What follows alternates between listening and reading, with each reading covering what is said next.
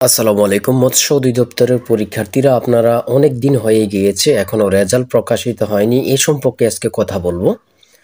মৎস্য অধিদপ্তর পরীক্ষা অর্থাৎ মৎস্য অধিদপ্তরের অফিস সহায়ক এবং বিভিন্ন পদের এখনো যারা রেজাল্ট পাননি, এই সম্পর্কে আজকে সঠিক তথ্য দিব ইনশাল্লাহ। তার আগে বলে রাখি, আপনি যদি আমার চ্যানেলে নতুন হয়ে থাকেন অবশ্যই চ্যানেলটি সাবস্ক্রাইব করে পাশে থাকতে। মৎস্য অধিদপ্তর রেজাল্ট প্রকাশের সাথে সাথে সবার আগে আমরা ভিডিও আপলোড দিয়ে রাখবো।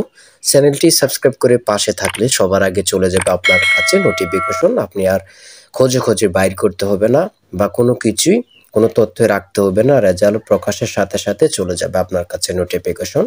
আজকে বেশি কথা বলবো না, মূল কথায় সরাসরি চলে যাচ্ছি।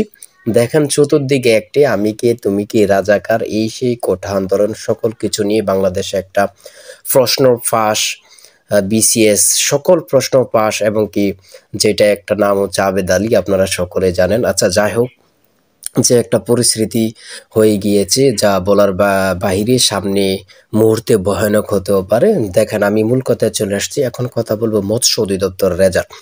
দেখেন, বাংলাদেশ বিদ্যুৎ উন্নয়ন বোর্ড নিরাপত্তা প্রহরী, যেটা পরীক্ষা অনেক দিন আগে, অনেক মাস আগে হয়েছে, যে রেজাল্ট দিয়ে দিয়েছে, কারারক্ষী রেজাল্ট দিয়ে দিয়েছে। বাংলা অনেক অনেক অধিদপ্তর রেজাল্ট কিন্তু প্রকাশিত হয়ে গিয়েছে, যে এই রেজাল্টগুলো প্রকাশিত হয়নি। তো অতি শীঘ্রই মৎস্য অধিদপ্তরের প্রত্যেকটি পদের রেজাল্ট প্রকাশিত হতে যাচ্ছে এবং দুইটি পদের রেজাল্ট কিন্তু প্রকাশিত হয়েছে এবং লোক কিন্তু ওরা নিয়ে নিয়েছে।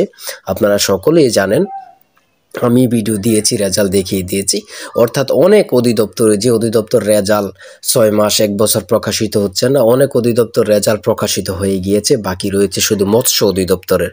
আমাকে অনেকে কল দিচ্ছে, মেসেজ করতেছে, শুধু মানে কি এক অদ্ভুত অবস্থা। দিনে আর নয় 20 থেকে 30টি কল মেসেজ আসতেছে শুধু, ভাই একটু বলুন যে মৎস্য অধিদপ্তর রেজাল্ট কত তারিখ প্রকাশিত হতে পারে।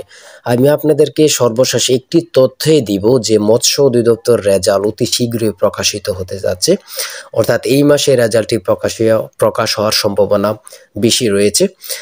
আপনারা অনেকেই যে লাঞ্ছনা হয়ে গিয়েছেন, এখন প্রত্যেকটা যারা পরীক্ষার্থী তাদের মুখ থেকে গালি ছাড়া কিছুই বাইর হয় না। কেন? তাদের শুধু কষ্ট। আমি দেখতেছি গ্রুপে ইত্যাদি সব জায়গায় শুধু মৎস্য অধিদপ্তরকে শুধু গালাগালি করতেছে। আসলে ঠিক, এতদিন হয়ে গেল, এটা বিরক্তকর। সকল অধিদপ্তরের রেজাল্ট প্রকাশিত হয়ে গেল, কিন্তু এই অধিদপ্তর রেজাল্ট প্রকাশিত হয়নি। আসলে কি কোনো ওই যে আবেদ আলীর মতন কেউ কি বসে আছে নাকি টাকা খাওয়ার জন্য? অনেকের প্রশ্ন।